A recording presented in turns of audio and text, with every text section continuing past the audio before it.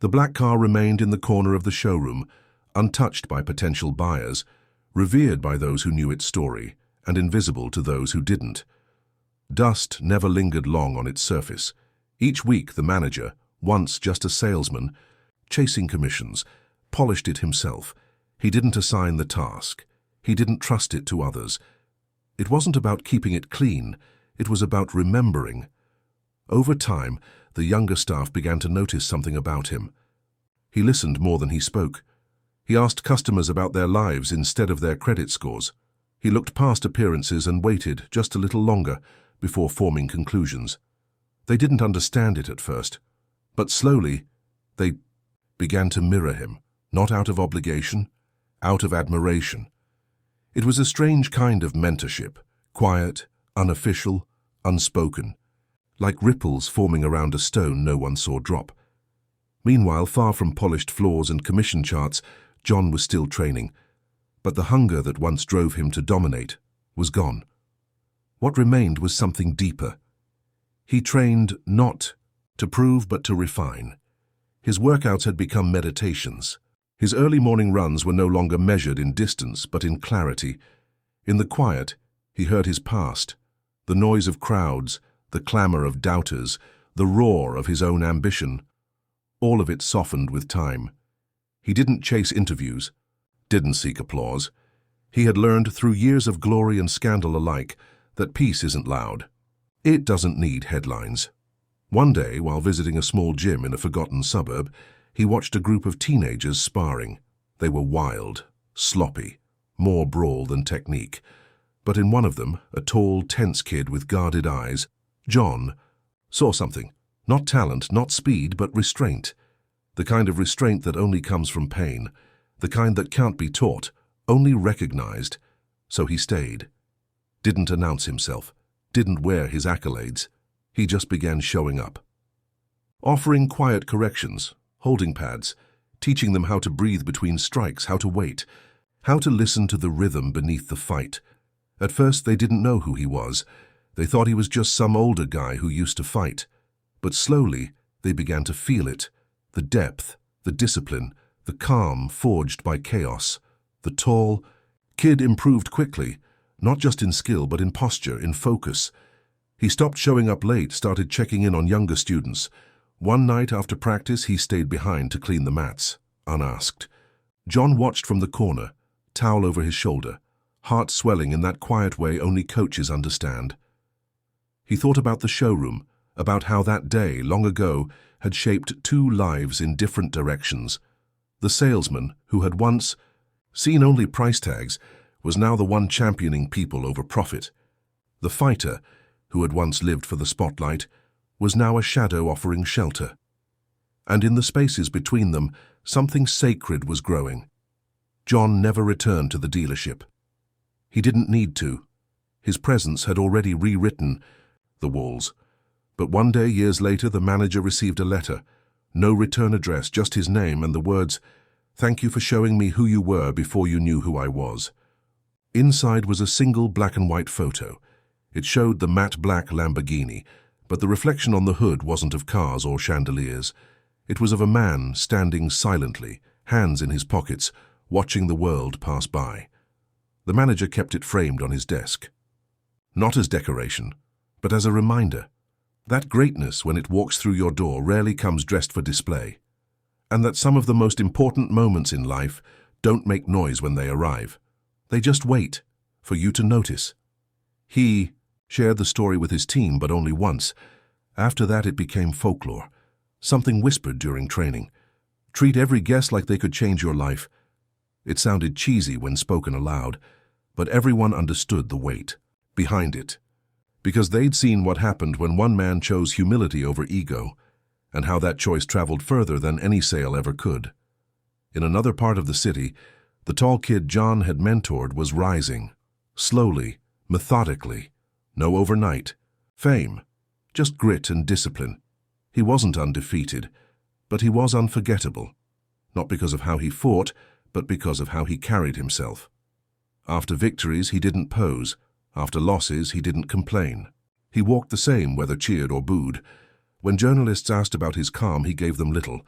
But in private, to those who trained beside him, he shared stories, not of titles or knockouts, but of a man who once showed up to a gym and taught him how to wait, how to breathe, how to fight without hatred. His career grew, so did his reach. He began hosting free clinics for kids from broken homes, boys and girls who carried more anger than muscle. He saw himself in them, not in their posture but in their silence, and every time he showed them how to throw a punch, he also taught them when not to. That was the real lesson. That was Jon's. Legacy, not championships, but the ripple. Years passed, but some things didn't change. The black Lamborghini still sat silently under soft showroom lighting, like a relic preserved not for sale, but for meaning. New employees came and went. Each told a slightly different version of the same story. Some said it was a famous athlete. Others said it was a wealthy recluse who tested them and disappeared. But all of them understood the same message. Don't underestimate the quiet ones. Don't judge before you know. The manager grew older, softer in the eyes but sharper in awareness. He no longer chased targets, he chased stories. He found purpose not in the flash of transactions, but in the moments in between, when a client paused beside a car and said it reminded them of their father, or when a mother brought her teenage son just to let him dream a little. Those were the moments that mattered, and every one of them brought him back to that day. The day he missed something extraordinary standing right in front of him. Sometimes late at night after closing, he'd walk through the showroom alone, past the polished grills and pristine interiors, past the price tags and paint jobs. He'd stop in front of the black car and just stand there. No lights, no customers, just memory, just presence. The hum of silence around him felt familiar, almost like an old friend returning to remind him how far he'd come, not in sales but in sight. In another corner of the world, Jon was walking a quieter path. He'd stepped further away from public life, retreating into a rhythm only few could understand. His days were structured but fluid, early runs, long training sessions, late-night reading. He wasn't preparing for another title. He was preparing for something more permanent. The boy he once mentored was now a man, a fighter with accolades of his own, known not just for his ability but for his restraint. They still trained together sometimes, but it was different now. Less instruction, more exchange, like a river that had carved a path and was now content to watch others flow through it.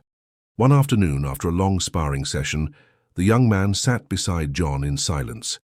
Sweat beaded down his temples, hands resting on his knees, chest rising and falling with quiet exhaustion. They didn't need to speak. There was nothing left to explain. But in that silence a question lingered, not about fighting but about life. How to carry it all, the weight, the expectations, the legacy. Jon didn't answer with words. He never did. Instead he stood, walked over to his gym bag and pulled out an old photo, creased at the edges, black and white, the kind of picture that looked like it had lived through storms. It showed a man barely visible, reflected in the hood of a car. Not a portrait, a presence. He handed it to the young man, then walked away. That moment wasn't about cars or reflections. It was about understanding the impact of silence, of presence, of being somewhere and choosing not to impose, not to dominate, but simply to exist with purpose.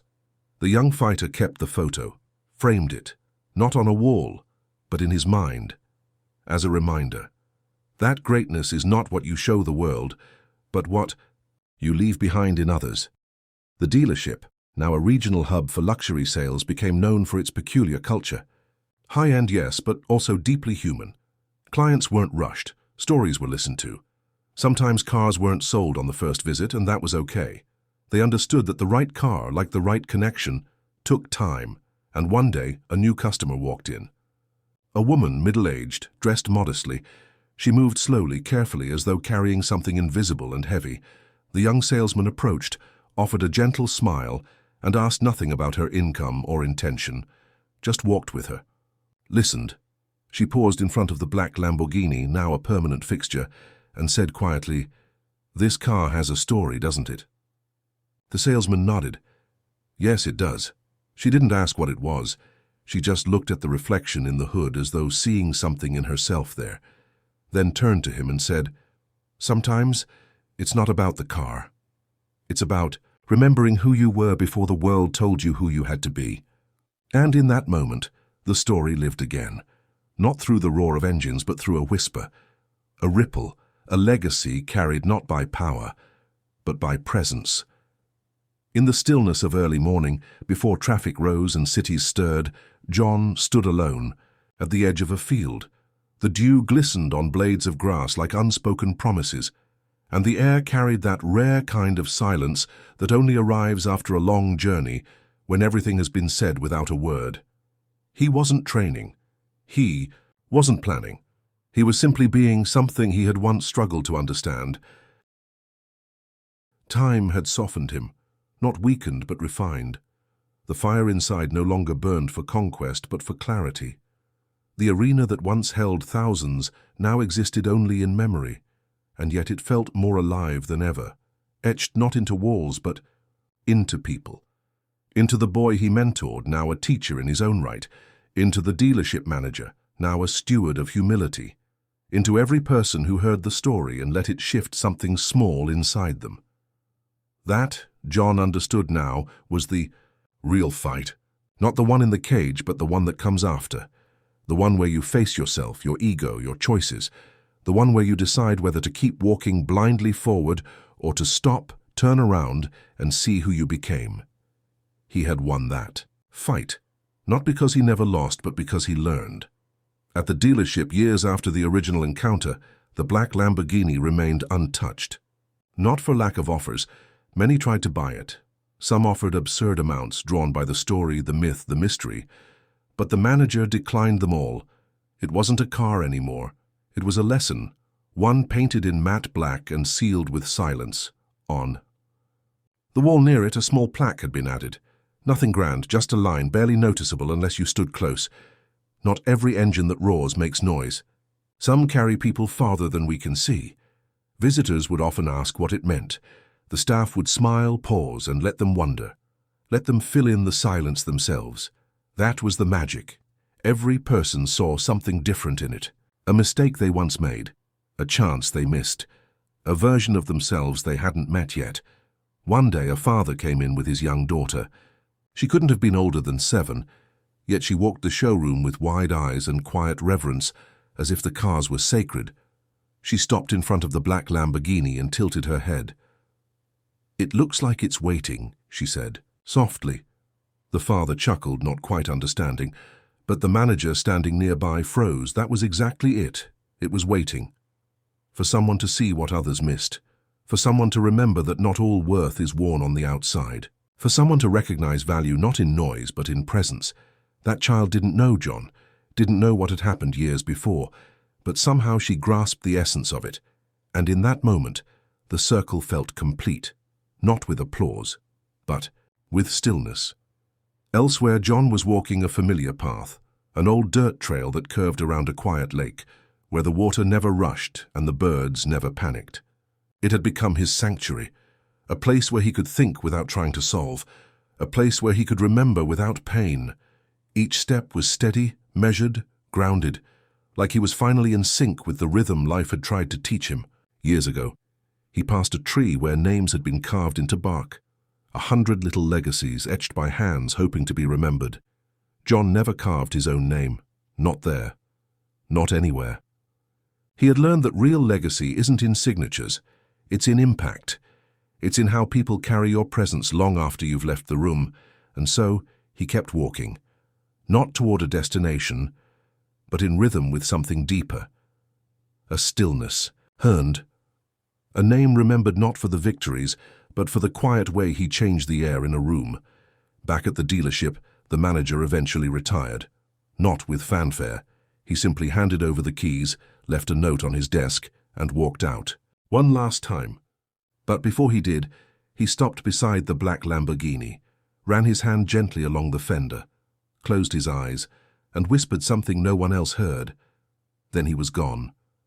His replacement kept the tradition alive, not out of obligation, but because he too had been changed by the story.